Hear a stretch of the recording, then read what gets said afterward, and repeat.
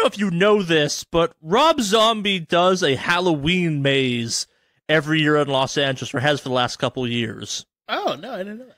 And I spend my life very afraid of what Rob Zombie thinks a haunted maze is.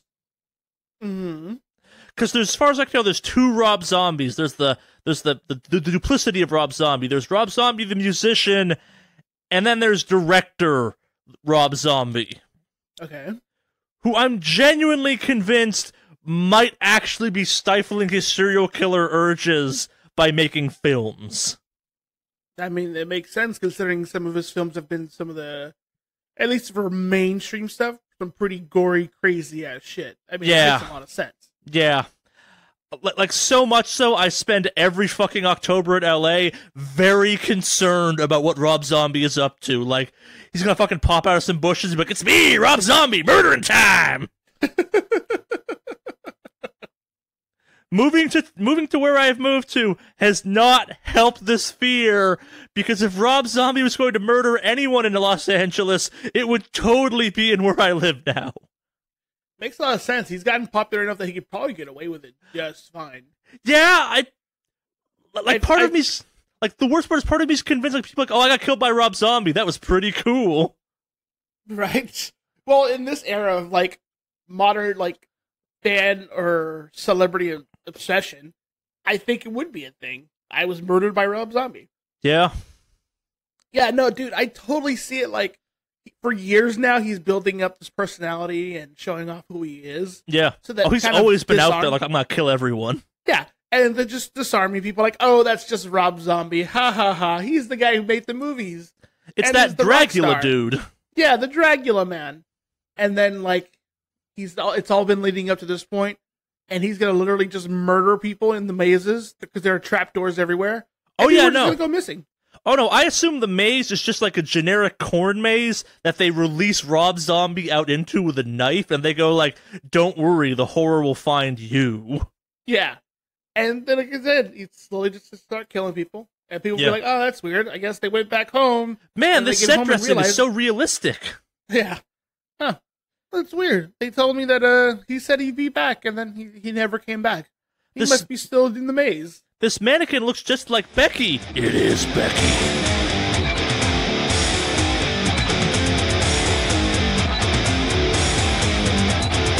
It is a podcast told and retold across the boundless histories of time, an ongoing battle of good versus evil, and holy shit, Soul Calibur lore is bad and in my brain, and I can't get that narrator out. He's super into how blood is the sacrifice to the gods or some shit.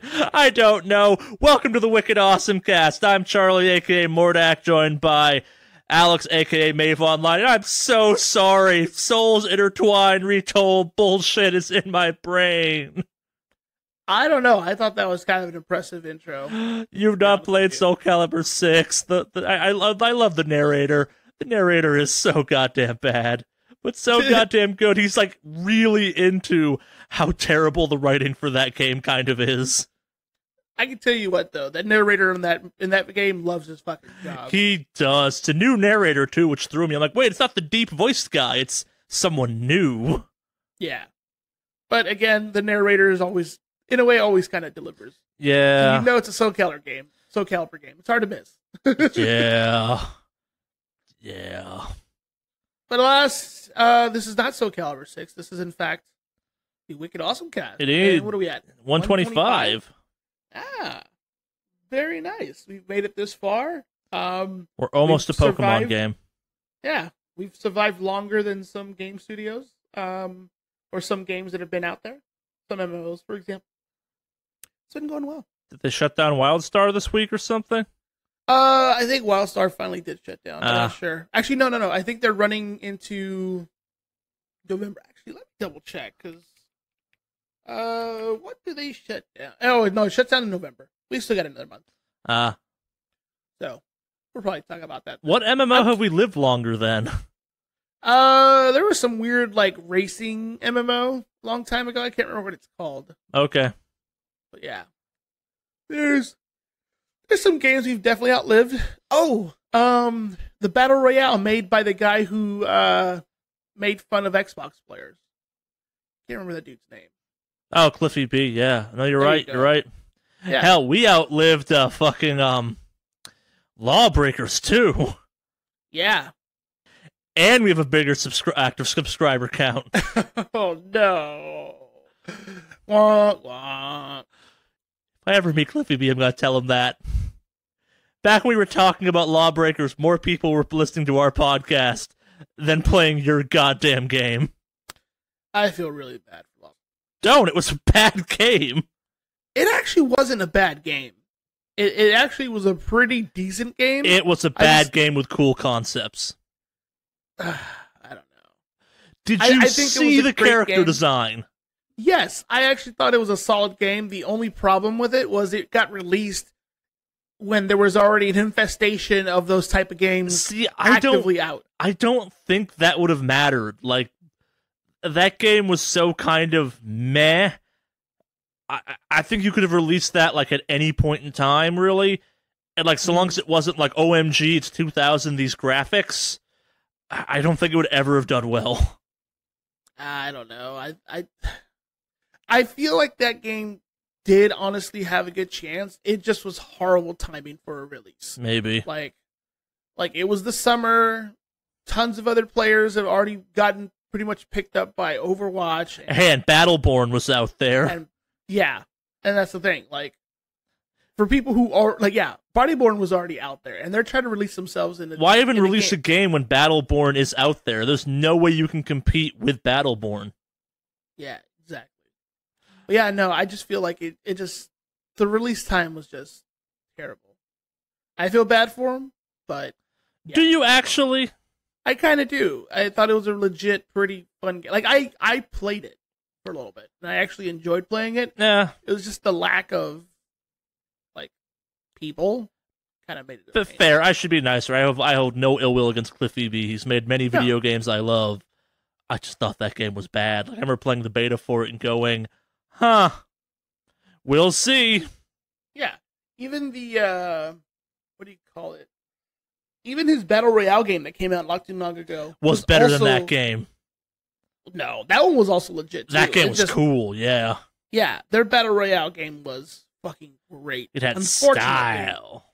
Again, the release time, they entered into a saturated market. I think that was more we have no money. Yeah, well, that's true. That could be another thing. That was more that, dude. Like, that Yeah. game was picking up steam. Because it was on Steam. I see what you did there. I hate you.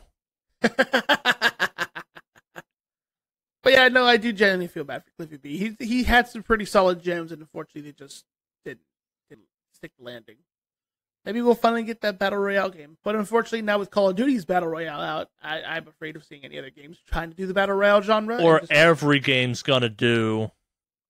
Yeah, and just have it fall flat on their face. So if you release something, it can't be just a Battle Royale anymore. It's gotta be a whole thing. But yeah. Yeah. I think we went off on a whole thing on that one. That was interesting. But yes, what do you want to do? You want to talk about weeks? Yeah. We were alive and we do things during the week? I have definitely had a week. Oh.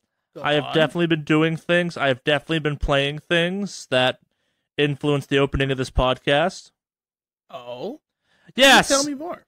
So I've been playing a lot of Destiny 2's Festival of the Lost. It's the Halloween event for Destiny 2. It's really... Everything since Forsaken's been really good. Like, the Festival of the Lost has been cool.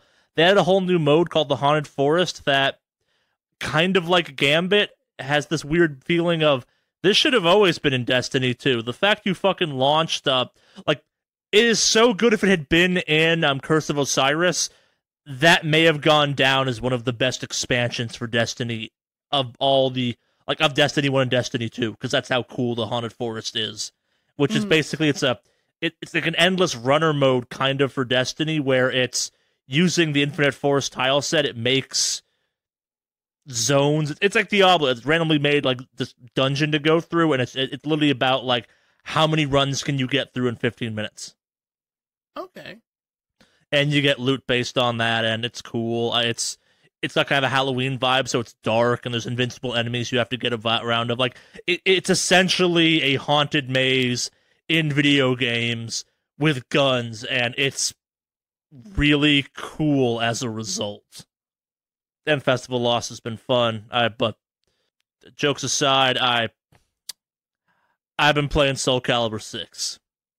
Oh, Soul Calibur 6. Is that small indie game that just came out recently? Kind of, actually, yeah. So, Soul Calibur 6 barely happened, is my understanding. Like, there's been a bunch of stuff kind of talked about how Tekken 7 doing really well was like, okay, maybe we'll do a Soul Calibur 6. Like, I guess making this happen was really hard, and that shows, not in a bad way, because Soul Calibur 6 is really good. It's just also got way, way, way too much stuff in it. Mm-hmm. There are literally 2 campaigns. Really?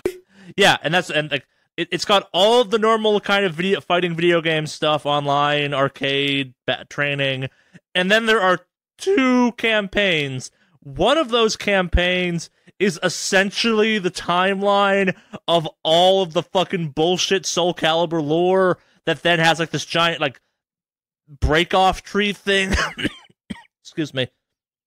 That you can then use to like contextualize what your favorite character was up to at certain points in the lore. It is so unnecessary and reminds you just how terrible Soul Calibur lore is, because you get to see it all from start to finish and you're like, man, this is some hot garbage. I wish I could forget now. And that's one of the campaigns. The other campaign is called Libra of Soul, and it's like this story through the world of Soul Calibur where you're playing as one of your custom characters, which means like you can be almost fucking anything. It is possible to play like this noble knight story through the world of like 1500s Europe as a fucking skeleton or a lizard monster or a just straight up demon or like a shapeshifter thing. It is so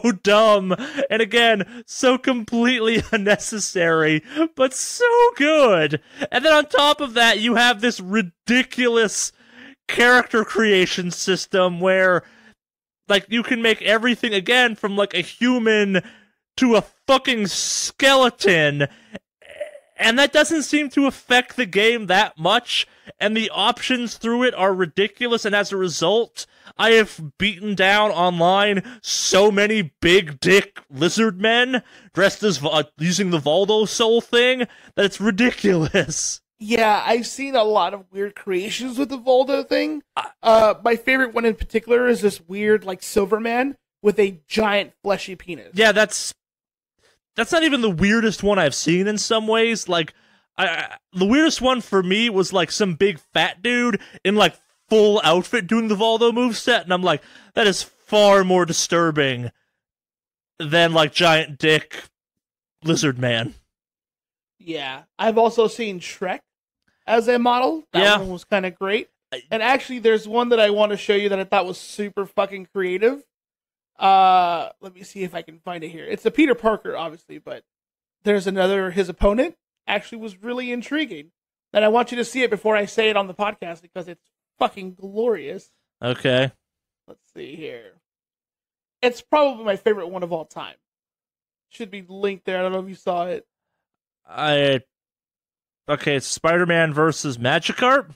Yeah! Somebody took the Voldo skin and designed it so that's fucking genius! It is a impressive character creator. That's the weirdest part. Like, it's the... there is one flaw with it, and one thing I want to call attention to. This is a very Japanese fighting game character creator, so there is a... It's not called the boob slider, but it might as well be called the fucking boob slider.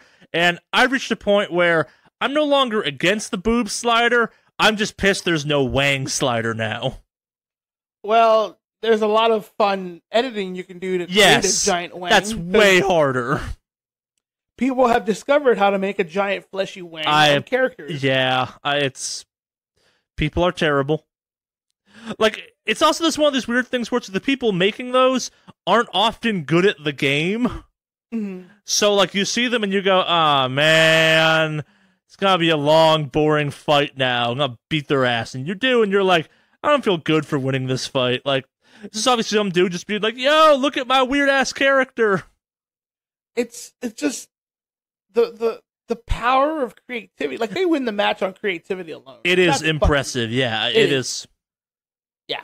I am fucking amazed on how good some of these guys are. Like, in terms of the character creator. It's a hell of a character creator, too. Like, the level of detail available is unprecedented. Especially in a fighting game. And, like, it's not just custom characters. You can take existing characters and edit them to hell, too. Like, like, I think, like, the guys at Giant Bomb made Hut Pants, Nightmare at one point. I, for one, have, Bro-ass Mitsurugi. Bro Mitsurugi? Yeah. Yeah, no, I have to give so much credit. It's a very impressive package for a single player. For a fighting game. There's a lot there. Maybe too much. Like the fact there's 2 campaigns to go through, and neither of them are well written.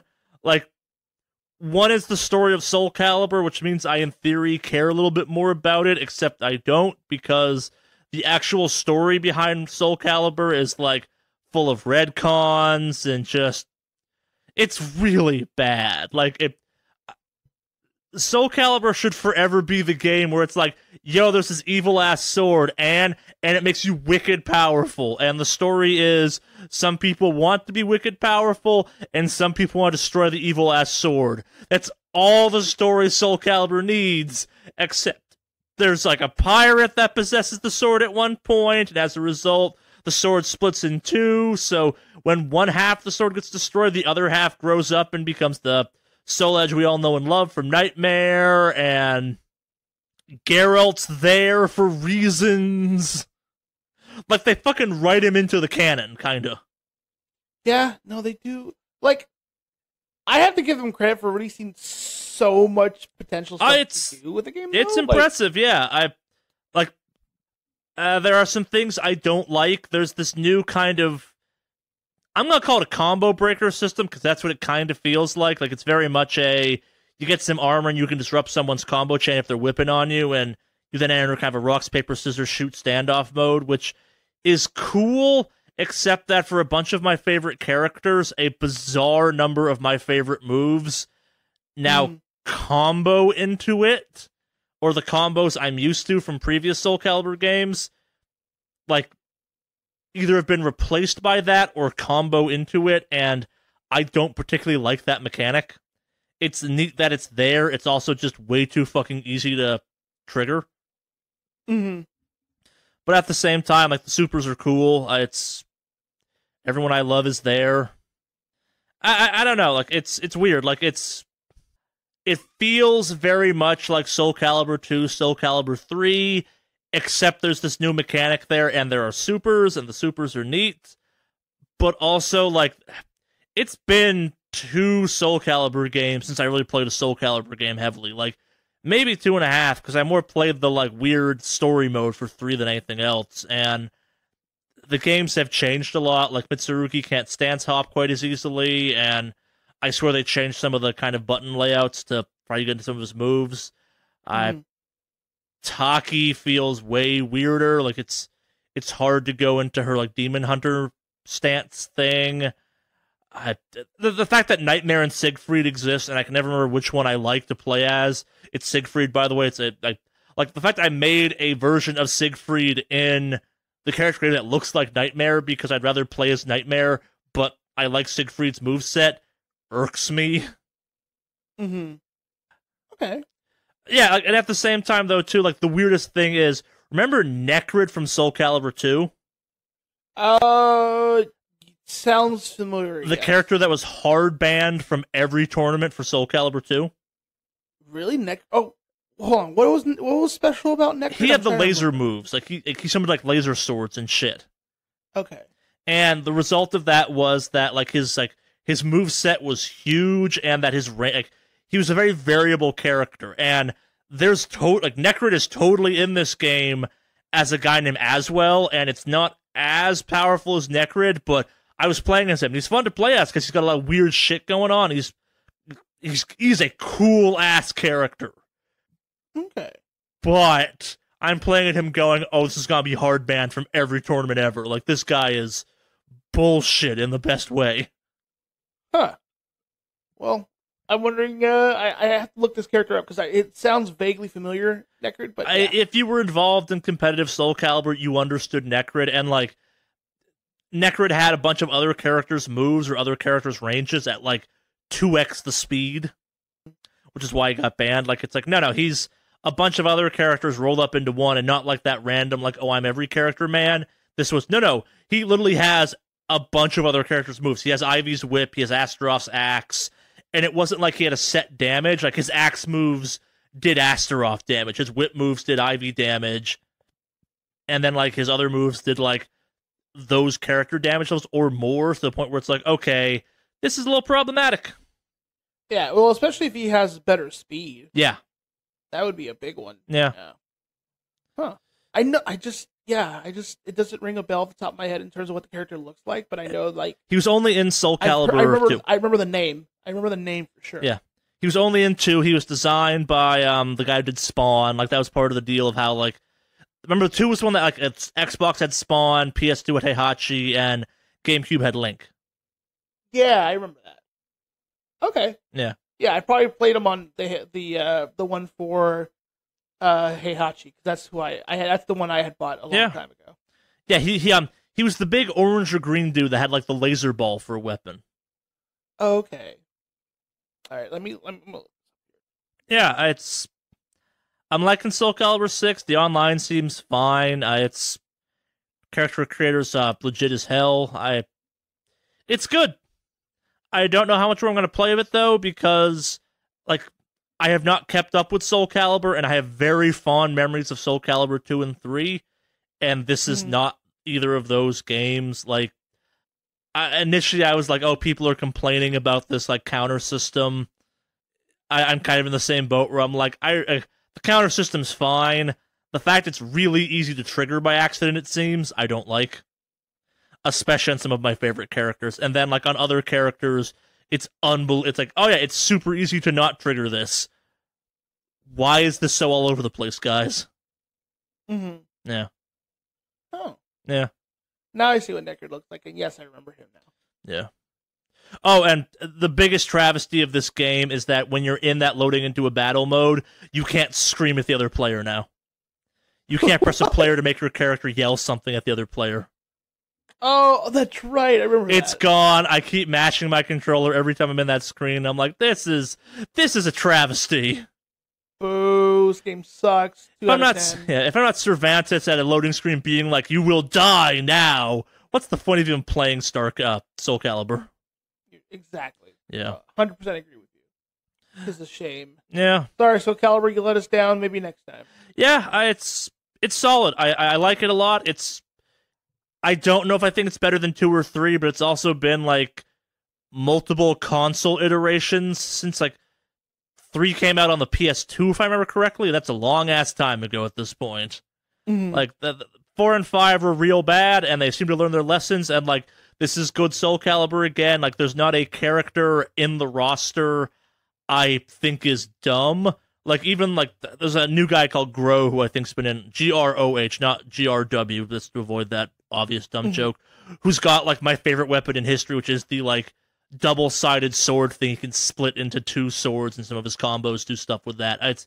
Every character is neat, and no one's a bullshit clone character of another one, where it's no longer like, oh, it's Taki's apprentice. It's like, no, fucking Taki's here, red jumpsuit and all. Not some, like, Taki knockoff. Not fucking, what's her name? Cassandra's bullshit sister. Mm-hmm. Was it Sophia? I got fucking confused. There is a little more bullshit, and remember the whole Tira controversy? I initially was like, fuck it, who cares? Tira is in Soul Calibur 6, because she keeps popping up in arcade mode against me. So, like, I don't have her. I thought I got her as part of pre-ordering the game ultimately, but apparently not. But she's literally in the game. It's just an unlocked player, and that's some bullshit. Huh.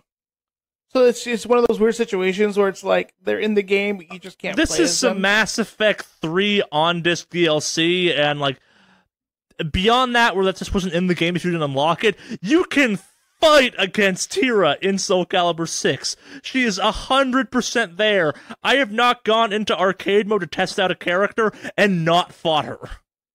Mm-hmm. You know what that reminds me of is Mortal Kombat X. Like, this isn't... Yeah, it's... This one's a little scummy. And, like, you start it, it's like, hey, unlock Tira. And, like, this is the least annoying Tira's ever been, in my opinion, too. Like, they toned her back to a more... like, less uncomfortable version of Tira. Mm-hmm. You know what I'm referencing. She's still got the weird Mortal kind of Kombat green X, stripper though, right? outfit, but... You know what I'm referencing when I mentioned Mortal Kombat X on that one? No on this one? So, in Mortal Kombat X, as you play through the story, you could technically fight Baraka in the game. Like, he had his moveset and everything, but you could not unlock or use Baraka in the game. So they had this whole, like, model and character all etched out and created, but you just could not play as it. Yeah, you could. Not Baraka, no. Wasn't it DLC Not initially. character? If it was DLC, that's one thing, but I don't think they ever released Baraka. Maybe it for was Mortal 2 you Kombat could play X. as Maybe it was second, or what was it, like 9? X1 that you could play as Baraka in? I don't remember. I think it was This is more bullshit because they're just like, day one they're selling her. Like, oh, they were selling her though. they are selling her right now. Like, it's the fucking buy this character for $5 right now. And she's in the game, obviously. Like, it's I guess the Baraka one, if he was a pre-order bonus or like just wasn't available to play as at launch, it's whatever. It's Baraka. He has to be in Mortal Kombat. It's like saying you can't play as Baraka if you never unlocked is like saying you can't play as Shao Kahn. You're not supposed to. Yeah. No, you can't play as Baraka at all, it looks like. Yeah, That's so what I was reading that's here. fine. My point is more you can buy Tira right now, or yeah. Okay. Yeah, in that sense, that's a little... Yeah, And you can that's fight Tira right now. Yeah. It almost reminds me also of the Marvel vs. Capcom 3 drama, where some character, the DLC characters, were inside Yeah, the CD. this is that. This is on this DLC. Yeah. Yeah, that's what it is. So, Yeah. yeah, I was trying to find that comparison there, but that's a good one too. Yeah. Nah, but beyond that, my dog got her cone off her head, so she's been taking up a lot of my time since that happened because she's been a happy coneless dog, and we can go for walks again. And after good. 2 weeks of her feeling like, why does no one love me? She's all, everyone loves me again. No time for video games. That's good. I'm glad she recovered well. Yeah, she's still kind of in that like post-cone period where we're kind of a little. We're not letting her hang out with lots of other dogs just because she's still technically healing, but we're out of more of the woods than in the woods at this point. Okay. I've also had weird murderous winds at my house lately, so it's kind of let's make sure she's happy and not freaking the fuck out at all this shit. Well, it is winter, so Yeah, we have the Santa Anitas. I had never really experienced these the way I'm experiencing them now. Really?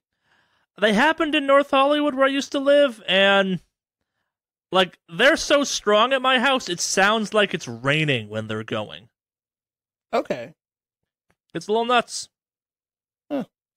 Yeah. I also had to play some Starfinder yesterday, so I'm back on that terrible, terrible life choice. Nice. Rolling them dice in the alley. No, Yeah. not in the alley in a GameStop with people. No money changes hands. We're not cool enough to do that. Yeah. What have you been up to? Well, let's see. Well, I have decided to try out another MMO. Oh? I'm still playing WoW because I'm finally in the progression stuff. I got some good weapon drops this weekend or this past week, so I'm in it now. So, just to kind of fill the void, I picked up Final Fantasy 14. I think it was. I think that's the MMO 14, The Realm Reborn, or whatever. Okay, it is. I played that one briefly during my kind of jaunting through MMOs. What do you think? It's too early to tell right now, but I know I was looking over some of the classes. I was watching some of the raids they have in the game, and the raids look fucking impressive. Yeah. I really enjoy the way the raids look. So, and that's the thing for me. I'm big into the raiding thing, so I kind of want to give it a shot. So I'm trying to decide what class. I'm in that point where I want to decide what class I want to play. And I know technically you can unlock all the classes on the same character. Over time, you just have to get the quest and all that stuff to get it going. But I kind of want to see what's my first character is going to be. Right now, I'm leaning towards Dragoon. But yeah, I'll kind of see. You do know you can just change character class, right? I know, that's what I'm saying. But Okay. I'm trying to decide what my first class will be. So, because I need a good starting point with that. Yeah. The one I saw was pick a good combat class to start with, and then do a healer, because some of the base... so, you may have missed out on this. Some of the kind of base level abilities, or some of the abilities carry from class to class, or can be used so long as you're high enough in a class on another class. So you can, like, do a DPS tank character that can also heal himself slightly. Oh, okay. Yeah. Yeah, so I think to start, I am thinking about just going Dragoon, but I don't know if I should go with a melee or a range class right now. Melee is what I know, so I might just go that route. But yeah, I'm okay to give it a shot. Like I'm comfortable with trying out a few more MMOs. Cool. Just to kind of get the feel for it. But yeah, that's probably the big one right now. Is that I'm currently looking towards trying out another MMO for a while. Doing the weird thing I'm doing. Yeah. So I'll do that, and then I'll probably check out Guild Wars 2 again, and then maybe check out something else.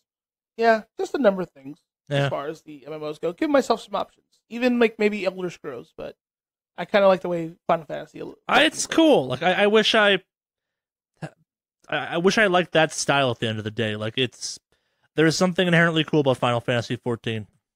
Mm-hmm.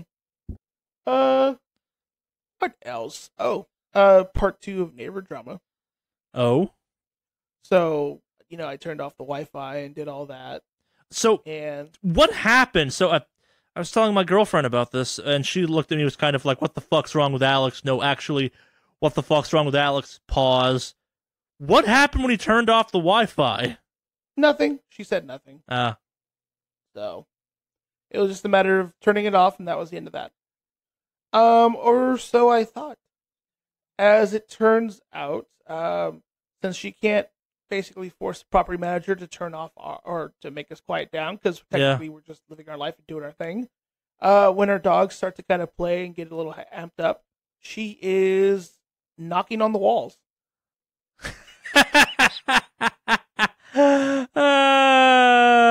Yeah. So I was just like, okay, we're going to do this game. That's fine. So my goal is to currently try to capture or record when she does that enough times and then hand it over to the property manager, but also have a paper trail of what's going on because, if we're within noise hours, we can't do that. So, like, was the previous person that lived above her just like a 90-pound mouse person who never did anything? No, the people who lived up before us actually were crazy. Like, I don't want to assume they were, but they were crazy meth addicts, I think. And they used to make all sorts of weird noises and pace around and stomp in the middle of the night. They used to yell at people from the balcony. So I'm like, we've got to have... The bar is set so high, we've got to be okay. No. Yeah. The person who lives under us genuinely has never lived in an apartment complex and doesn't know what the struggles of living. Or they thought this was their time to insert their dominance. Alex, you know what you have to do, right? Fart in their AC vent? No, start doing meth. Oh, okay. I thought farting would be a little extreme, but you know what? I like that idea. You gotta insert your dominance by doing meth, like out in the hallway, be like, yo, it's meth o'clock. It's meth o'clock. But yeah, no, this is the what I'm dealing with right now. But yeah, I'll let you know how the adventure goes. I gotta let the property manager know what's going on when it comes to that. Yeah. But other than that, I mean, it's been pretty good. I'm just getting ready for the winter. It's nice and cozy here. I got registered to vote on time, so I look forward to doing that. That's only because that's a personal thing. I've always been a big advocate of voting, even in all the little stuff. So yeah, happy about doing that too. But yeah, Other than that, that's pretty much it for me. It's just not a lot of other gaming stuff. I am getting actually Mandy's birthday's this week, so I have to get stuff ready for her birthday. I have to get Red Dead Redemption all set up for her. Red Dead 2. Yep. So when she comes home, it's just like, here you are, Red Dead 2. Spoilers. Next week I'll talk about Red Dead 2. Yeah. So. It's preloading on my PS4 right now. Oh, is it already preloading? Yeah. Actually, you want to jump to news quickly? Sure, let's jump to news. All right, so right off the bat, if you're looking to pre-install Red Dead Redemption 2 or download Red Dead Redemption 2 or install Red Dead Redemption 2, it's a fucking huge-ass game. Yeah, how big is it? So, the installation for disc installation for PS4 is 99 gigs. For Xbox One, it's 107 gigs. That's actually the same for both. Once it's installed, though, you only need 50 gigs, though. Wait. 50 gigs on top of the 100 gigs you already installed?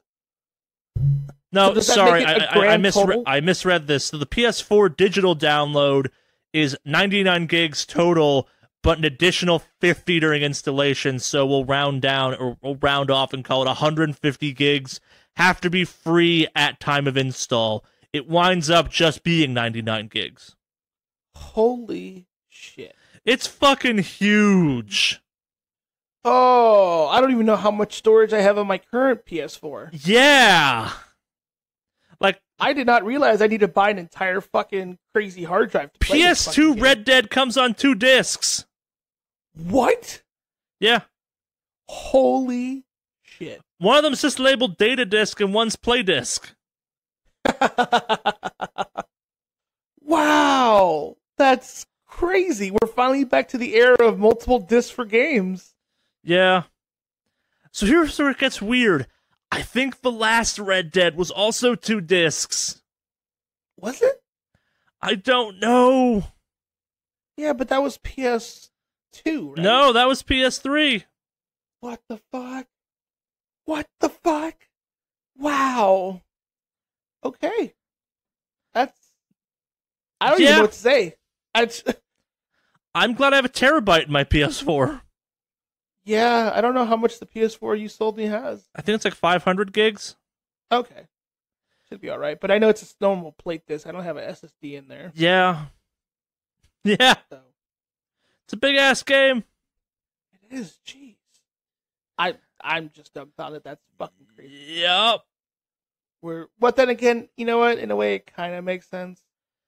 Like, if I look at my install folder for WoW, it's probably up there. Yup. So, that doesn't surprise me. Yup.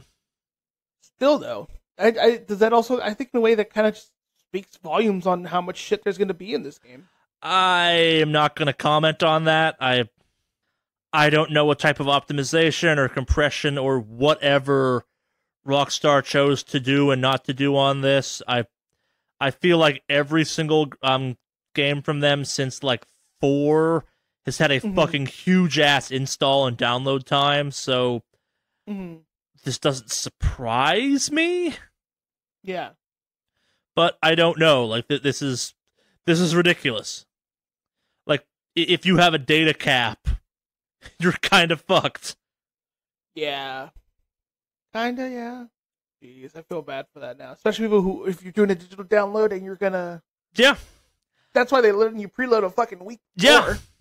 Like, there's a certain part of my brain that's like, okay, so if you downloaded like half of it now and half of it in November, you get the game. And fucking speaking of November...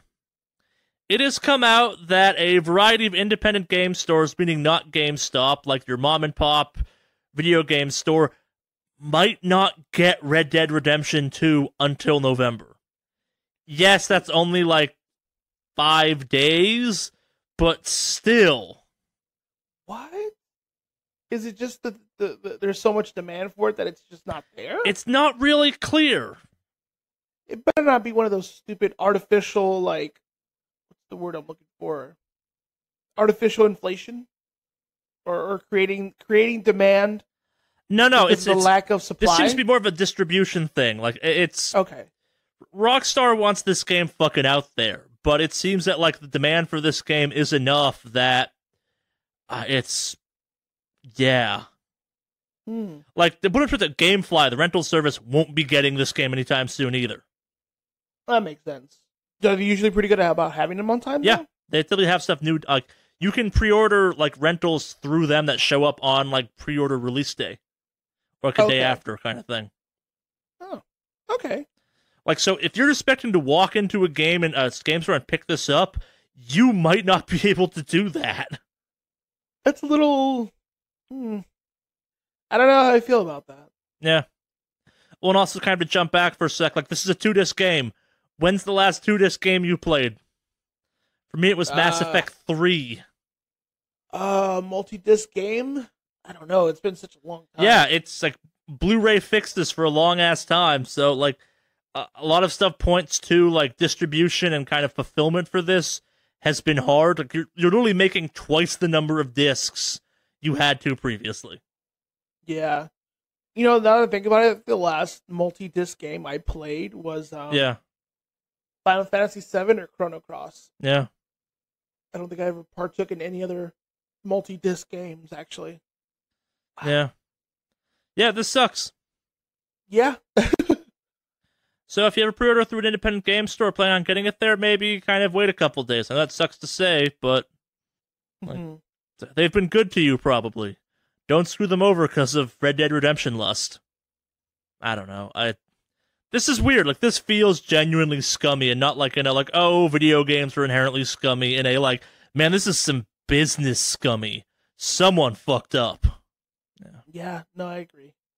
Speaking of sales, though, I regret to inform you that Black Ops 4 has set the lowest sales for a Call of Duty game box version since, oh god, it's so long at this point. It's how long ago? Since Modern Warfare 2, I think. Again, that's the lowest sales through retail to date. I am currently making fun of every single fucking clickbaity article written about this shit. It also set a fuck ton of sales records digitally. Well, of course. Yeah.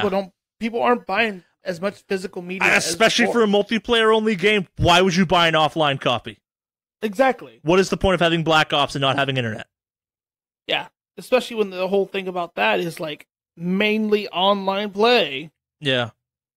Fucking A. Yeah, it's more. I think I came across like every scummy YouTube channel, every bullshit like website I go to for stuff like, I'm not sure who was doing it tongue-in-cheek and who was doing it for clickbaits. It was like, oh, lowest box sales ever, like tiny boxed, and you're like, oh, fuck you. Yeah, exactly. It's misleading clickbaity bullshit. Yeah, but then again, clickbaity bullshit doesn't surprise me. Yeah.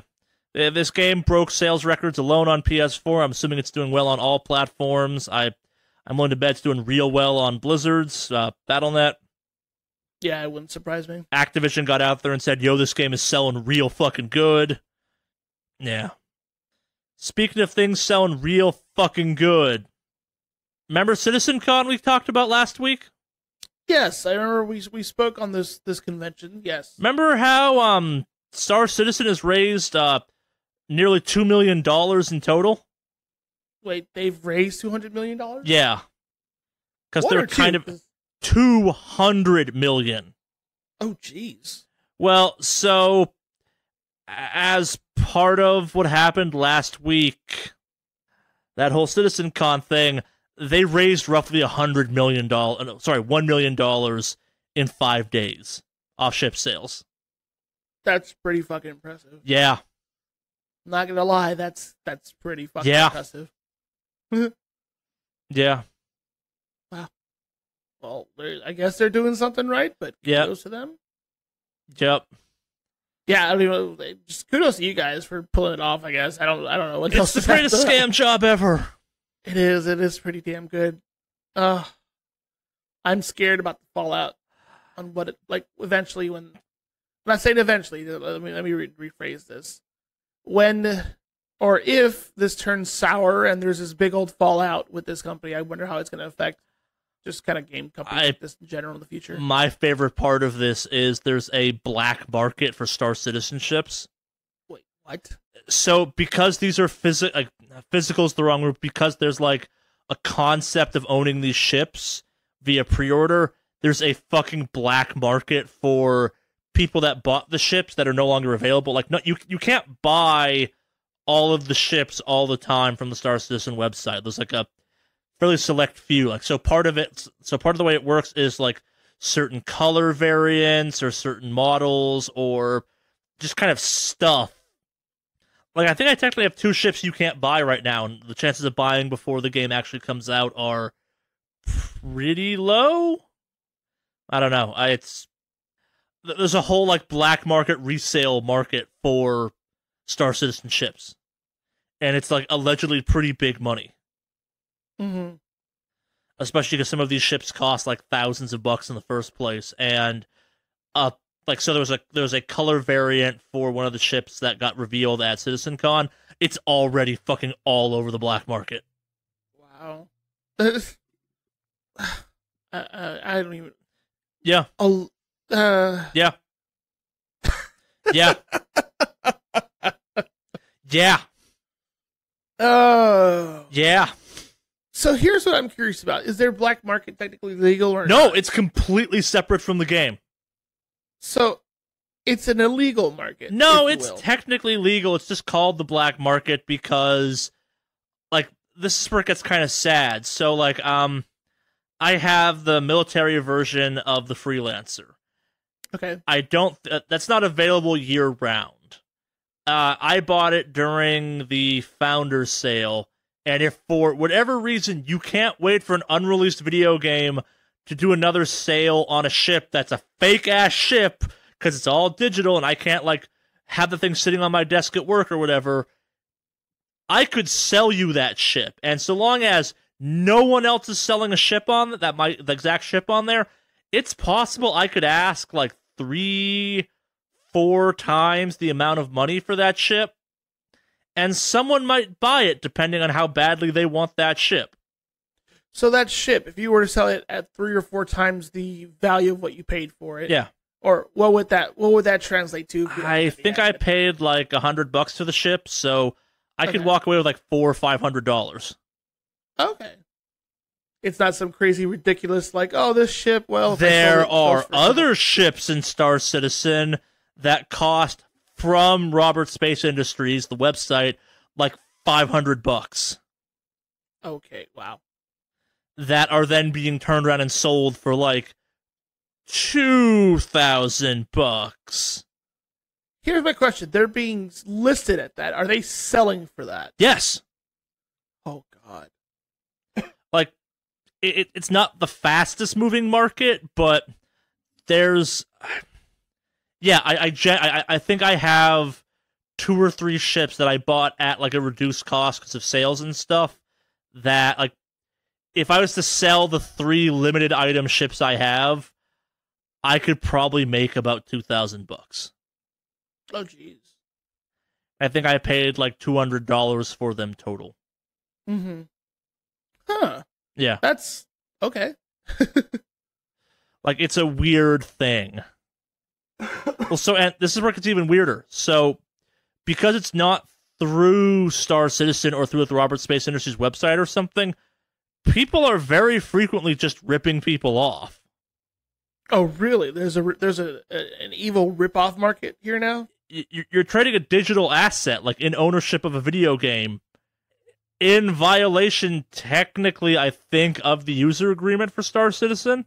Like, Robert Space Industries, or the SIG Games, or whatever you want to call them, Cloud Imperium, doesn't super approve of the black market, but they're also doing nothing to stop it. Okay. Huh. Yeah. It's a little fucked. Yeah, no, I agree. Huh. Yeah. Speaking of something less controversial, Days Gone, that biker zombie game for the PS4, has been delayed till April. In other news, no one seems to care about this really at all. Womp womp. there is zero hype around this game, and I love it. Like, to the point of maybe don't release this game. Mm-hmm. Yeah. Yeah. Not much more on that one. No one seems surprised by this delay either, which is the more bizarre part. Well, I think also like that genre is kind of, I don't know. I feel like the zombie-esque genre has stagnated a little bit. Yeah. So the big like push for a demand to release it has been kind of not there. Yeah. Is my theory. I don't know. Correct me if I'm wrong, but yeah. Yeah. It comes out April 26th now, so yeah, if you're feeling excited about this game, sorry about that. But to be fair, it was in February with games like Anthem that may or may not go over really fucking well. Yeah.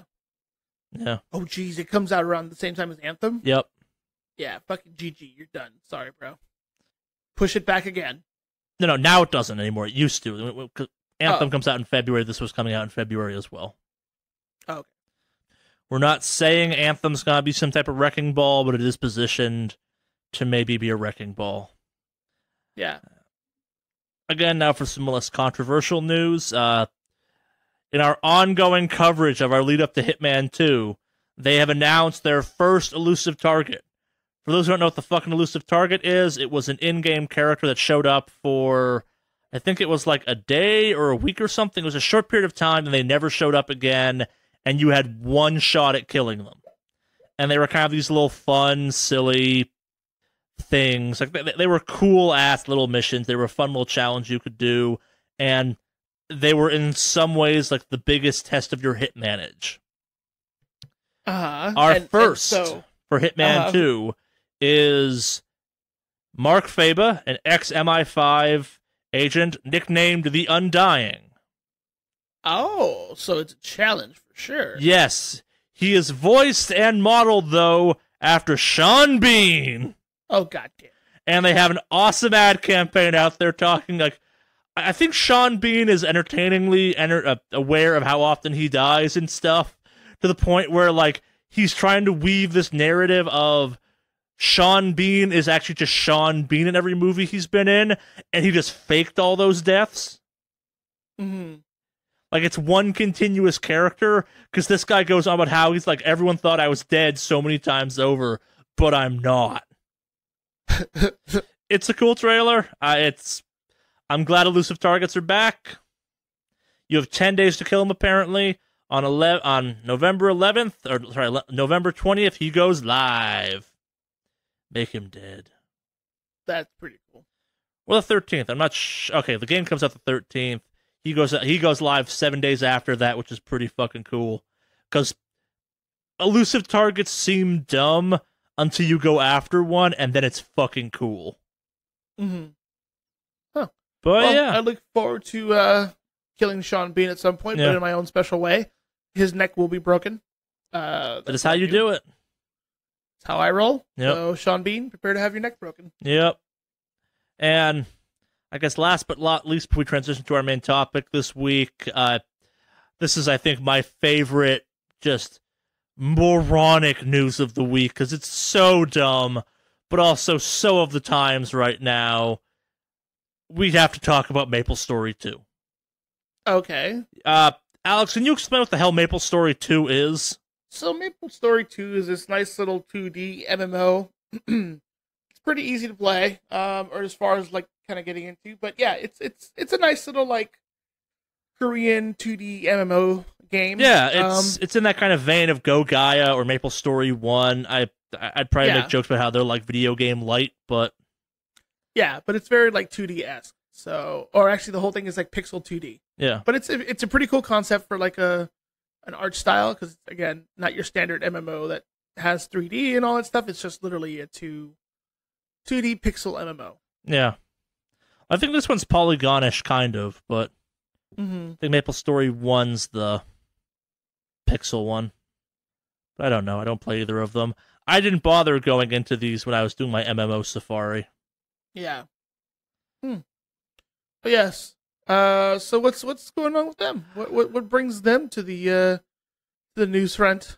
So I, unbeknownst to me, but as making sense, there is a kind of submittal service for fan created or kind of like crowdfunded, whatever you want to call it, submissions of things to add to the game, and you can sell them in game for some type of money. I don't know a ton about MapleStory, so I can't talk that much. And unsurprising to me at this point, some people are putting in some real Nazi ass shit, and I don't mean like Nazi ass in like the MAGA cap, like over exaggerated. I mean like actual Nazi ass shit. And it's this ESRB 10 plus MMO now forced to deal with this bullshit, and I find that just unbelievably entertaining. That's what happens. You give people some character freedom, and there's a means of trolling on the internet. Yep. That's fucking hilarious. Yep. Yeah, and apparently like a bunch of stuff's getting around, a bunch of filters the game has built into place that like explicitly ban some of this shit, and it's just getting through, and it's showing up faster than they can get rid of them too. Mm-hmm. And this is actually especially funny to me and Alex because we both know someone who works for MapleStory. Yeah, and it's just, I think that's just, I almost want to check it to see how. Yeah. We should have reached out to him to see how the fuck he's dealing with this. I think he's a community manager or something, but... Yeah. That's funny. All this crazy shit, though. Like... Yeah, it's... Oh, internet. It's almost worth a Googling just because it's like... This is obviously a game for children and or to be like a chat room you can fight in. So the fact that this is a thing, it's like, why would you bother uploading an Adolf Hitler shirt to this game? Like, what the fuck's wrong with you? It's just great. Terrible, but great. Yep. Doesn't surprise me, though. Yeah. The internet. Where there's a will, there's a way. Yeah. I feel like that phrase from Jeff Goldblum where he's like, life finds a way. Yeah. That's how I feel about this shit happening on the internet. Yeah. Every time. Yeah, I can't disagree with you on that one. I also just, like, maybe I'm not being fair, but the idea of a MMO having a, like, submission store with not every item being reviewed by a physical person just seems like a choice. Like, I get it, that's a lot of items potentially, but, like, this is how that happens, you idiots. Yeah. Yeah. Well, so for our main topic this week, we're going to kind of talk about this ongoing news story that's been dominating the news cycle of video games for the last week or so, and it is all spawned by a kind of, what's the right word, a misinterpreted, or I think interpreted correctly, but maybe not as clearly stated as possible, interview from one of the writers of Rockstar who talked about kind of an 100-hour week at one point. Now, an 100-hour week either implies 5 days at 20 hours or still a shit ton of days spread out across multiple, the other 7, and is nuts. And we haven't talked about a ton on this podcast, but some we've talked about elsewhere, and I think that we've mentioned it once or twice. There has been an ongoing conversation about the concept of crunch in the video game industry. And for those unfamiliar with what crunch means, it's long kind of, in some cases mandatory, in some cases unpaid because your salary, overtime periods, especially towards the end of a project in some ways, that, quote, like, that get the game done. And it's a very common thing across the video game industry, and people use bad phrases from, like, it's how you turn coal into diamonds kind of bullshit all the time, and some companies go out there and make big, bold statements for being anti-crunch, and Rockstar Games especially has a bit of a weird history. I think it was the last Red Dead or Grand Theft Auto 4 or 5. I know it's like that's 3 whole games to go across kind of thing, where some very in line with the 100-hour work week stories started coming out of Rockstar. Like I believe we've mentioned on the podcast before how I someday want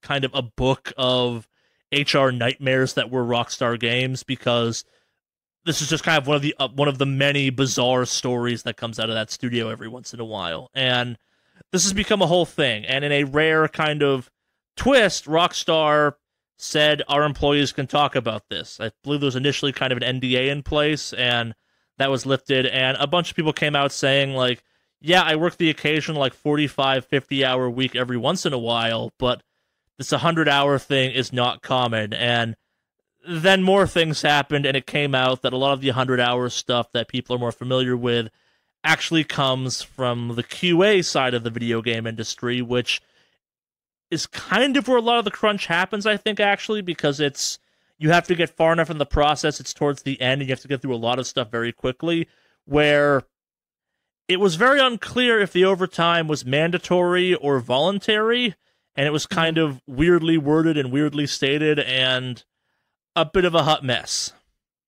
So much so that, like, people got out there and publicly said, like, hey, we've revised our, like, policy handbook to make it clear that we're not forcing you to do this.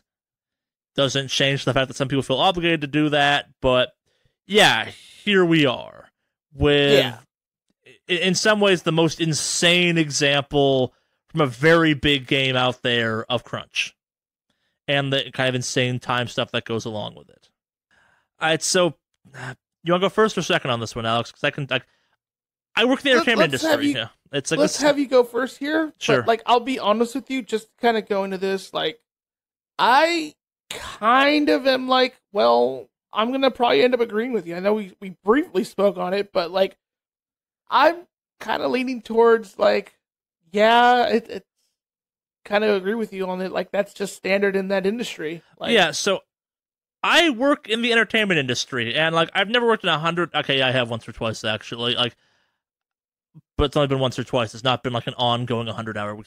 Like, I've had months in the last year or so where I worked easily kind of 50, 60-hour weeks for an entire month, maybe two if I was unlucky. Like, the entertainment industry is weird in how it handles budgets and schedule and all that stuff. And yes, it's very easy to see it as a managerial failure, and that's not completely unfair, but also occasionally things just take a hell of a lot longer than you thought they were going to, or you have something you have to get done because reasons. Like, the worst in, like, recent memory time period of me going crazy hours in it for an extended period of time, I think was like, it was like 55-hour weeks for about 2-3 months in a row, because I was literally redoing 9 months of someone else's work in as fast a time as possible. And that's not a 100-hour week. It's nowhere near a 100-hour week. That's insane. But I occasionally get the impression from the non-entertainment side of the world where, like, you hear stories of some of the weird-ass hours we pull. Like, I have a day every week right now where I have to not just be up at 6:30, but be in the office at 6:30 in the morning to take a meeting with an international client kind of thing. Like, it's not great, and I can shift my hours accordingly, but this is not the first time this has happened to me or the last time. Like, for a chunk of time, I actually had a situation where I had to go home. I had 2 hours, and then I had to get on a phone call for 2 hours at night, and I had to charge that time. It was overtime every single time, for better or worse, but the entertainment industry is weird in hours. Like, it's shitty, don't get me wrong. Like, the crunch exists beyond video games. It exists in what I do. It exists in film and TV and movies. All those areas have crunch, but it's weird saying it because it's really shitty and I wish it never happened, but it just kind of seems to happen, and it's not necessarily any one person's fault, if that makes any sense. Like, it's maybe you were supposed to be done with something, it's just taking longer, and when you said, hey, this will take me 4 weeks to do, you thought it took 4 weeks, and it's actually going to take closer to 6. And because you said it's going to take 4 weeks, you have to get it done in 4 weeks. Sucks to be you. If you're lucky, you get paid for that, but, like, I know I'm lucky enough to be hourly, which means I get paid overtime. LA and the entertainment industry, when it comes to salaried and overtime, is kind of a shit show. On one hand, it's beneficial. On the other hand, like, you can lose a lot of money as a result of it, potentially. It's weird. So, Alex, you have a slightly more mainstream, feels like I'm calling it a not good job, but, like, a more traditional career path. So, yeah, I do work a standard office job, especially, just to kind of throw it on there, I work a specialized office job that's unionized. So I'll throw that out there just to make sure that's there. So there are a lot of specific rules that we follow as far as like work hours and things like that. We do have overtime. That is very much a thing. Yeah. But like I'm in the particular part right now where I don't necessarily have to do the crazy crunch time that like Rockstar has to do for some of their stuff. Like I will say though that those situations do come up. We actually this past week, I didn't talk about it much, but we had a massive server failure this week. We were moving a bunch of stuff over from an old server or an old set of servers to a new ones because we got new cooled servers and this whole setup and racks and everything. And there was something that was just went wrong, and the sysadmin guys, all the big wigs there, had been there all weekend, like trying to fix stuff. Like I remember hearing the story about one of the guys who literally was there for a good chunk of the day, went home, slept for 4 hours, and came back. Like it's a thing, and I mean they get paid their overtime though for it because that's again one of the benefits of that we're salaried, but we do get paid for overtime stuff. But yeah, like I my industry and what I work in doesn't call for having these crazy crunch hours, like for something like this compared to like Rockstar. If there are emergencies, yes, of course, there's scenarios where that has to happen. But yeah, no, like I'm kind of like, well, it's a private sector job. They get to dictate certain things the way they want. And I'm not surprised in the least that during working on this game that people were pulling 100-hour days. I know people who work so many hours during the week just because it's just part of their job. Yeah. And they get paid for it, which is the nice thing about it. I mean, they get paid all those extra hours. So it's not like they're working there 40 hours and then they don't get paid for the additional 60. Yeah, and like am I wrong? No, you're not. Like in this work, it's kind of weirder. Like it's to kind of play a weird devil's advocate for a second. Like there are a bunch of jobs out there that we don't think of as having crazy hours that ultimately do, that people have significantly less pity for because they're very high-paying jobs. Like one of my friends kind of works in the finance world, and he often pulled like a 50, 60-hour week just kind of as a base level, and there's a whole set of topics you can have on that, but like no one's feeling bad for him because he's a finance guy. Yeah. And finance guys are inherently evil when you put your kind of like when you get on the internet. Like there are comic book villains, if you will. Like it's weird because like lawyers are in a similar boat where depending on what their positions are, like corporate lawyers work a shit ton. Like there's a reason all the bizarre stories about them involve like just stupid long hours and like neglected family stuff. It's not because they're necessarily bad people. They are because they're corporate lawyers, but like it's a job that's exceedingly demanding, but again, because it's not video games or entertainment or like this thing we have an idealized version of, we don't necessarily feel bad for them. I just wanted to bring that up from the kind of view of lots of jobs involve shit hours. And don't get me wrong, video games maybe should be a little bit better. The fact there's no video game unions in some ways seems weird to me. Especially when, for decades, like, I think almost as long as I've been involved in video games as a player or even acknowledging like the fact they existed, there's always been stories about these weird-ass stories. Like, back when before I went to college, when I was considering going in, like, into the video game industry as who knows what, that's when kind of the EA clusterfuck was at its highest. I think that's when the EA, like, wife letter came out, where it's like, I haven't seen my husband in weeks kind of thing, and yeah, that's pretty fucked up, but it's also been a chunk of time since then, and, like, to kind of reverse everything I just said, is anyone surprised EA has had at least, I can't comment on their current practices, had completely shit tier labor practices. Mm-hmm. They have a rep for a reason. Yeah. Yeah, I know, I mean, like I said, I mean, I know maybe you were expecting me to go the angle of... I don't know what I was expecting. It's totally unfair that I think this, but I assume kind of as a default setting, everyone who does not work in the entertainment industry doesn't quite get the realities of what the industry are. Like, it's... In a weird way, when you get into this industry, you intentionally sacrifice a little bit of normalcy to not work a normal job in some ways. Yeah. I mean, you do have some crazy good perks for some of these jobs. Like some of these companies will do like unlimited PTO. Yeah. Kind of thing, like that's the thing. I don't have that. But then again, I work a standard, office gig, 40-hour work week. So, it honestly, like, the thing is like that some industries are going to be like that.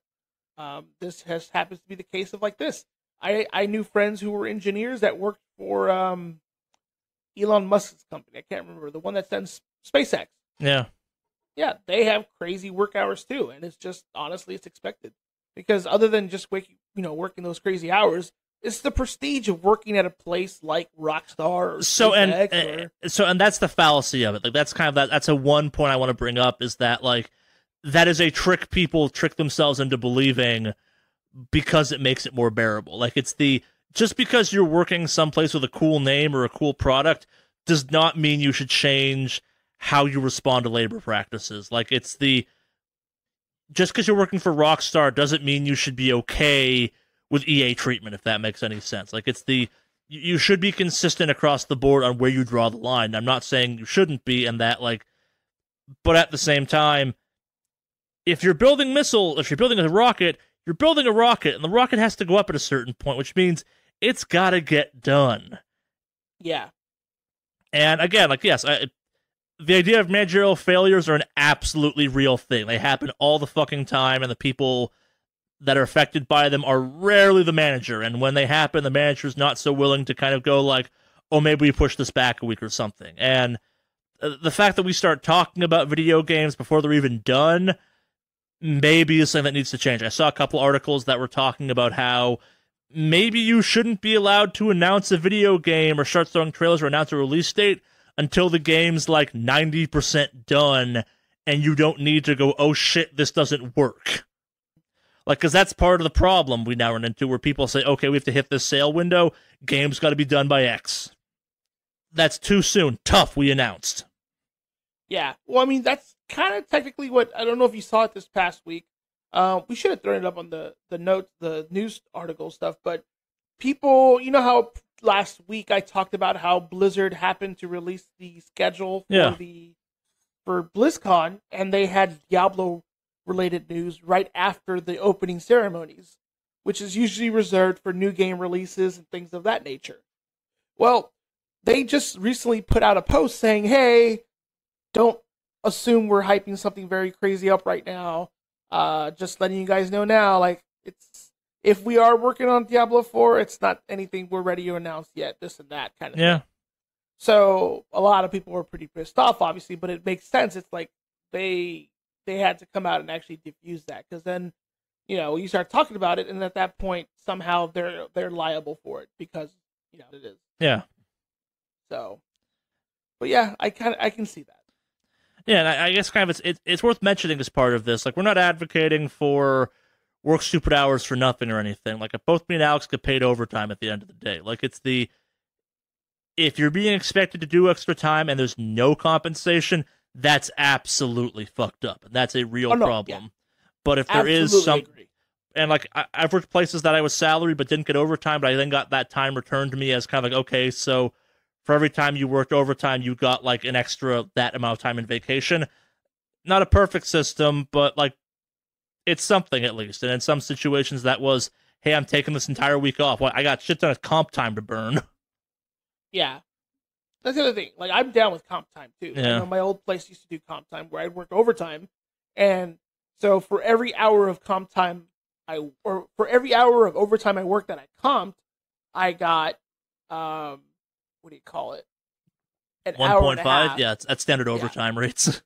Yeah, standard at 1.5. So if I worked, 10 hours of overtime on a Friday, I got 15 hours I could use for whatever the fuck I want. Yeah, and like, for the record, to rewind pretty heavily now back to Rockstar for an example, a lot of people got out there and talked about how they have overtime and stuff. Like, it's a very complicated story that's very easy to latch on to one angle of, because on paper it's simple. 100-hour work weeks are fucked and should not happen. Dig a little deeper in that interview, it was this guy goes like, yeah, just to get this thing done at the end, we pull a couple of 100-hour work weeks. Like it's the like allegedly like if you print out the script on 8.5 by 11 pieces of paper for Red Dead Redemption, it's like 4 feet tall or something. Like that's ridiculous to think about, but like it's the idea that the writing staff and like the narrative staff has to have like okay, we have to spend just a shit ton of time getting this all hammered down. 100 hours seems ridiculous, but also it's like, okay, yeah, like the idea of you guys going, okay, we have all this shit written, have to bring it all together now, and we need like a solid month to do that in, and we gotta pull some crazy hours. That doesn't sound insane to me or that abnormal for what I've experienced in my industry. Fuck, I have a coworker right now who's been working, I think it's like 12 hours a day, 6 days a week for months, and it's because he's on install. And it's you have to get this installed, and yes, it'd be great to work a 40-hour week, but you just wouldn't get shit done. They get kind of like one thing installed a day because everything takes 12 hours. It's fucking long-ass, grueling work. Yeah. Yeah. He's getting paid accordingly for it, but at the same time, like on paper, you look at it and go, oh, that's terrible. Yeah, it's terrible. They keep losing laborers for it, and they keep replacing them, but that's the gig they're advertising. Yeah, no, yeah.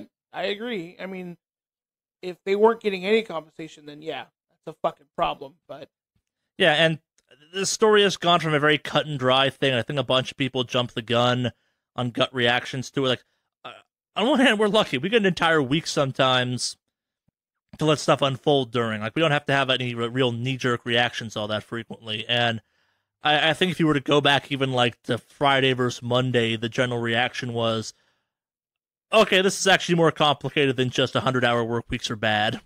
This UK company should really clarify their overtime policy and their labor policies. That's the fucked up part. Yeah.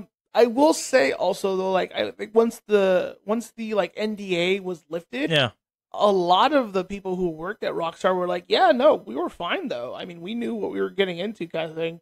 Like they were okay with it. Yeah. So it's not like they were being like chained down to the offices, and beaten if they didn't work on Rockstar 2 on time or Red Dead 2 on time. Like a lot of the employees were like, yeah, some of us had it, but I mean, we liked working there. So, yeah, and then you can make the whole Stockholm Syndrome claim and stuff like that, which I also think is an unfair one occasionally. Like, there's a company in my industry that's notorious for perpetually being on overtime, and it's a known quantity, and as a result, I've just spent a lot of time trying to not work for them ever. It's weird. Stories get around for a reason, I typically find.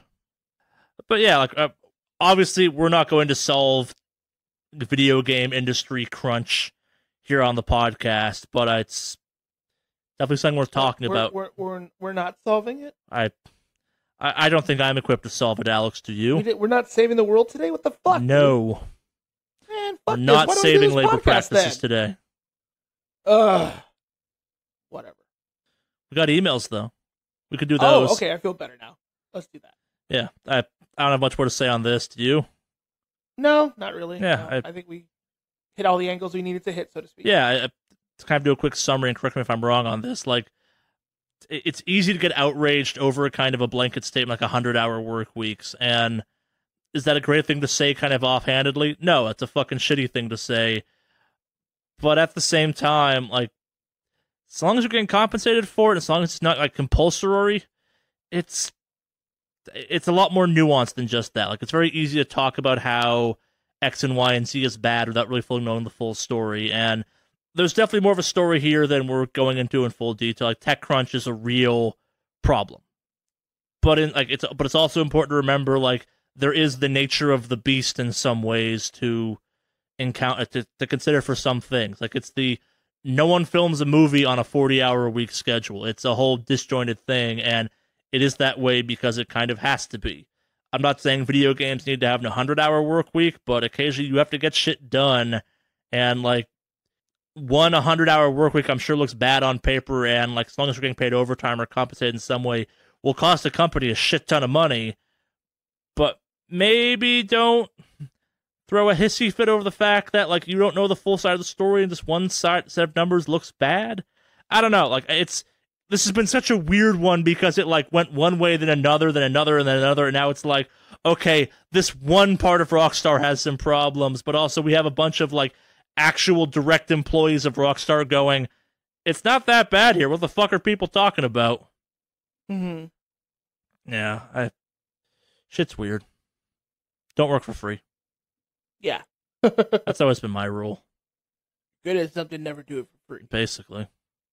But, moving on from that, Alex, if you wanted to get in contact with us, how would you do that?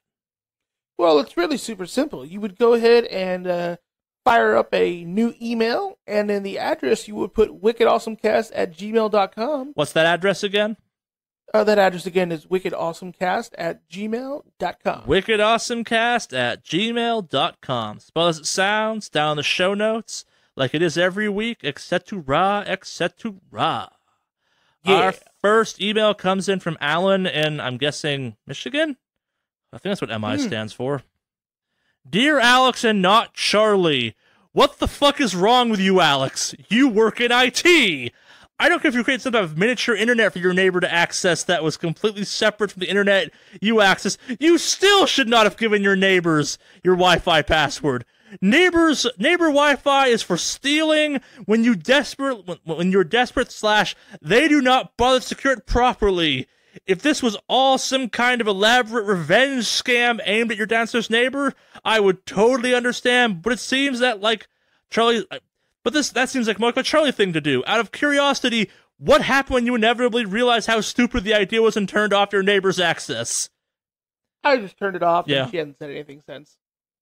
P.S. Don't buy Charlie's desert bridges. Buy my Kansas bridges. I'm not going to lie to you, dude. I've gotten a lot of mileage out of telling people that you work in IT and did that. Everyone's reaction is, what the fuck is wrong with him?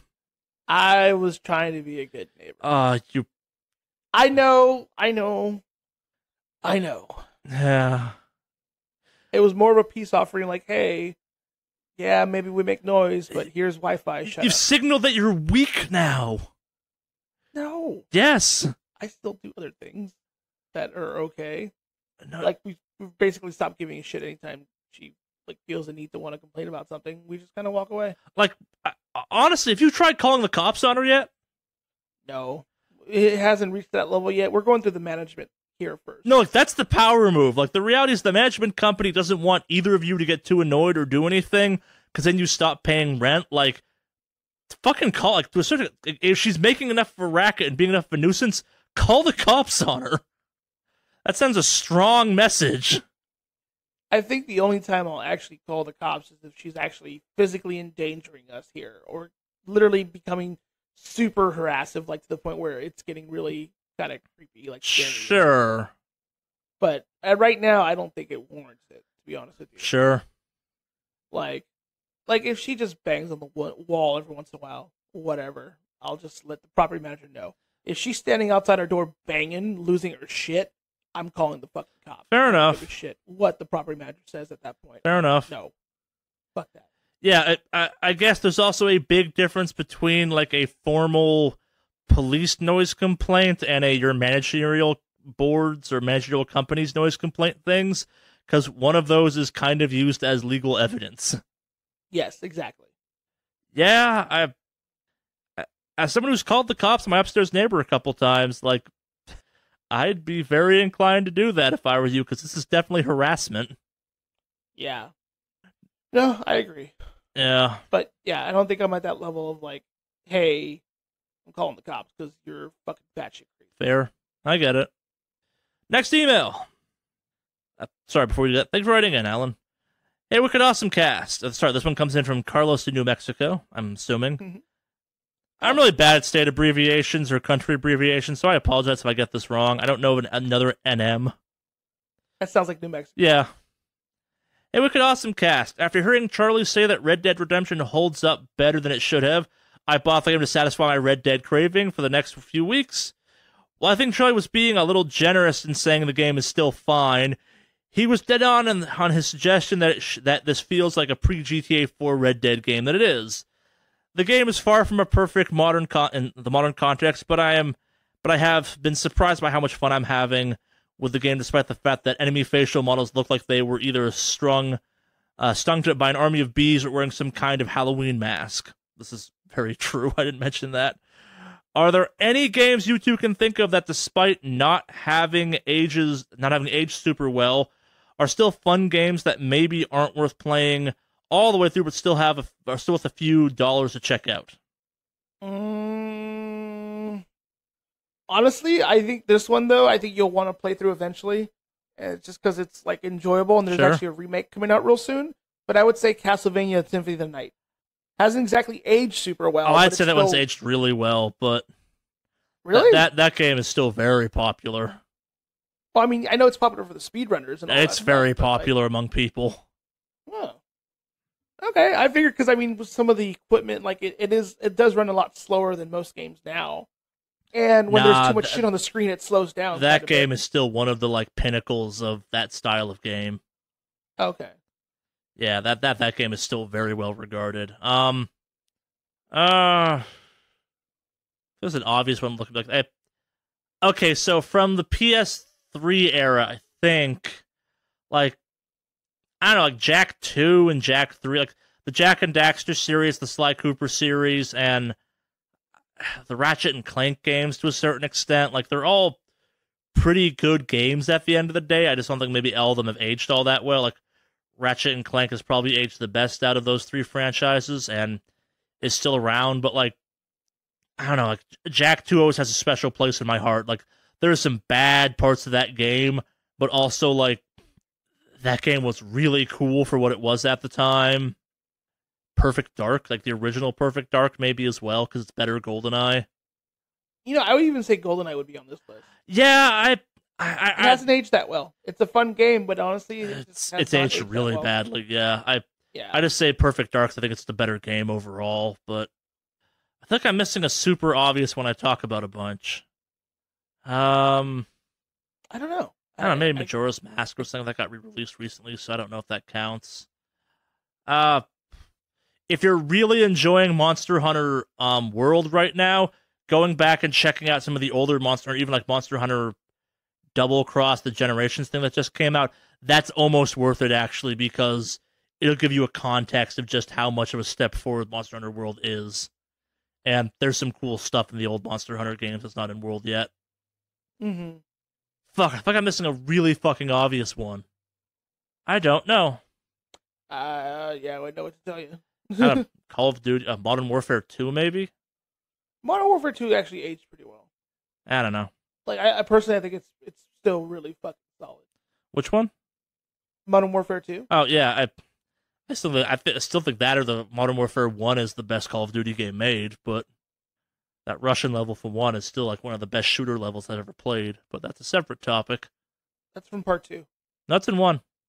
Is it? The Russian airport one? Where yeah, because like, no Russian is in 2. The Chernobyl one is in 1. Huh. Like where you're at the Ferris wheel and shit. That's in Modern Warfare 1 or Call of Duty Modern Warfare, whatever it's called.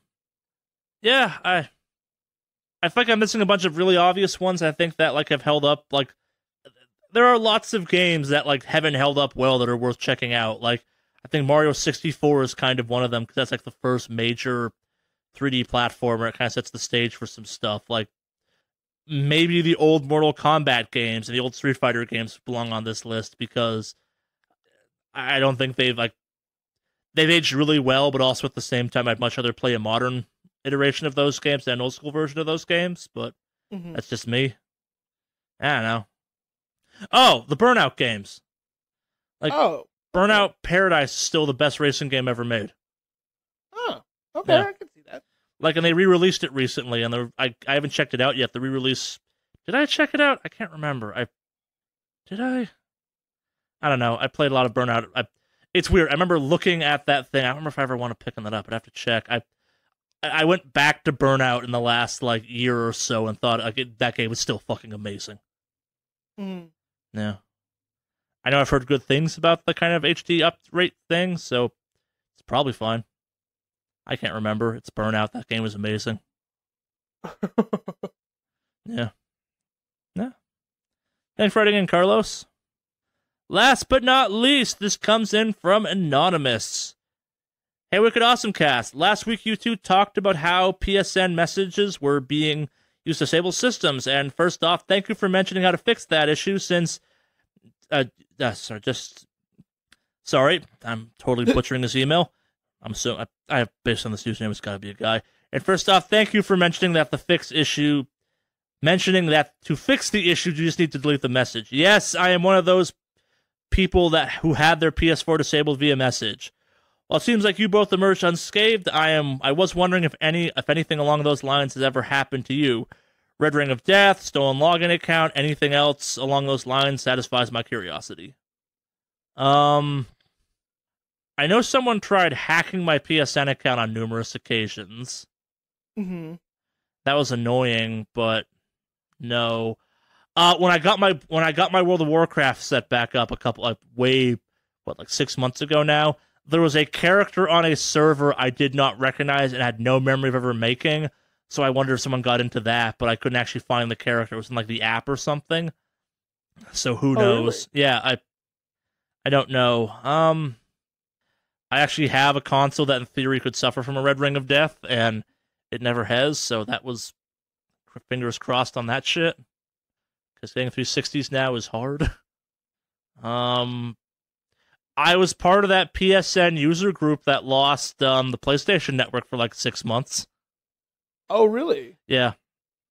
Oh, shit, I'm also part of... It's not like I guess we was asking for, but I was also for a long time... There was a PlayStation Store glitch that, depending on your account, you lose the ability to pay with credit cards. So then you had to pay with PayPal, and then it spread to PayPal, and they fixed it eventually, but there was like a solid month I couldn't buy anything from the PSN store with anything but a gift card. Or the PSN cards. Oh, wow. Yeah. Yeah, that's a pretty gnarly bug. Yeah. Anything on your end, Alex? Other than somebody try to break into an old credit card that I don't use at all. Oh, well, I do have this one story. This was a long time ago, but I should have known better. So I used to be a part of a group, and we used to grind out Diablo pretty hardcore. Okay. And so I had a Javazon in Diablo 2, and basically Javazons are great for farming and power leveling and doing cow level runs, pretty much. And I had my friends, and we all played together, and so we all shared accounts. And one time I realized I logged in, and I think just because my Javazon was doing really well, some asshole in my group took the fucking shield I had. How'd they do that? They logged into my character and took my shield and traded it to themselves. Got it. Because none of the gear back in Diablo 2 was buy on equip. Huh. So... But yeah, I realized it later on. Those assholes took my shield, and they got a good laugh out of it. Wait, did you know the people you were playing with just knew your account information? Yeah. Okay, no, sorry. No, they all. I thought you got hacked. My bad. No, we're high school friends. We all Gotcha. went to school together and all that. But yeah, other than that, I don't really have like any other crazy story. Luckily, I did mention the credit card one, which is interesting because I'll get the notifications way fucking night. But yeah. Someone tried to buy like $4,000 worth of guns with my credit card once. That was a fun one. Oh, actually, are we talking still like credit card stuff? I guess we are now, yeah. So this is actually related to Extra Life. So do you remember when we did the big show at it was for a game day? It was were you around when Sam, not Sam, I can't remember his name all of a sudden. Yeah, no, when Sam was president? No, that was the year before I joined, I think. Okay, so there was one year we set up a whole big, huge production style event at a at an arcade. It was Ultimate Fighting Game Center. I can't remember what it's called. It was somewhere in Panorama City. Sure. So we had set up the lights because we had a dude who volunteered to bring all his lights and set up. We had another dude who... Yeah, this is the year before I joined. Yep. Yeah, I guess this is the year before you joined there. Yeah. So we went through this whole thing of elaborate show, and the night before we get everything set up and ready to go, and it's almost like 2:00 in the morning. Mm-hmm. And we're like, we need to get home and knock the fuck out because we have to be back here at 6. Mm-hmm. So we're like, look, it's going to take most of us at least 30 minutes to 45 minutes to get home from this place and then have to drive back. We're not going to sleep that long. You guys all want to just chip in and get a room around here for a while? So like 4 or 5 of us decide to go sleep in a Motel 6 nearby. And so I was like, we went there and it was just kind of funny that 5 dudes show up. It's like, hey, we need a room for a couple hours together. And they're like, okay. Kind of that, like, I don't know if you guys are going to do something weird or like whatever. So pay for the room, get out. It was just like a late night check-in or whatever. A couple weeks later, a bunch of weird shit started getting purchased on my card. The same card that I didn't normally use, but happened to get used at Motel 6. And it was like obscene things. Like I was buying things somewhere in Florida and the East Coast. And so I called them like, there's a bunch of fake purchases on my card. And like, how do you know they're fake? I'm like, look at my previous purchases. All fast food. I didn't just up in one day want to go buy Chanel shit. Yeah. Like I don't buy Chanel. I don't look like I'm a 20-year-old fat guy. I have no business buying. You need those Juicy Couture pants, man. Yeah, I don't need any of that shit. And they're like, that's a valid point. We'll go ahead and get all this restored up for you. And so luckily, since it is a credit card, I didn't have to fight with them to get everything fixed. They're just like, no, yeah, okay. And they cleared it all up. Part of the reason I do enjoy using my credit card over debit cards. But yeah.